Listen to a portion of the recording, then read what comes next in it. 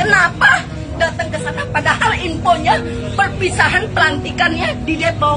Kok tiba-tiba dibawa ke sana? Beginilah janji manis Kepala Sekolah SMK Lingga Kencana. Ternyata Kepsek SMK Lingga Kencana berjanji bakal memilih bos yang bagus dan berkualitas untuk acara perpisahan muridnya. Hal itu lantaran acara perpisahan itu dilakukan di luar kota yakni Bandung. Mengingat janji manis Kepsek tersebut, wali murid pun mereka. Ternyata Kepsek SMK Lingga Kencana ingkar janji. Padahal wali murid sudah wanti-wanti sang Kepsek untuk mempersiapkan dengan matang acara tersebut. Namun bus yang membawa puluhan siswa SMK itu mengalami remblong di Subang pada Sabtu 11 Mei 2024 malam hingga memakan 11 korban. Mengetahui hal ini, wali murid pun mereka. Wali murid bernama Riris lantas menyindir janji manis Kepala Sekolah SMK Lingga Kencana yang ternyata ingkar. Di mana setelah mendengar nama anaknya jadi korban dalam kecelakaan maut tersebut, Riris langsung mendatangi SMK Lingga Kencana di Kota Depok. Diungkap Riris, ia sangat kecewa dengan pihak sekolah lantaran membuat acara perpisahan di luar kota. Padahal sebelumnya Riris mengaku sudah mewanti-wanti pihak sekolah, terlebih kepala sekolah, agar mempersiapkan dengan matang acara tersebut. Kendati bukan ibu kandung, Riris piluh saat mendengar anak asuhnya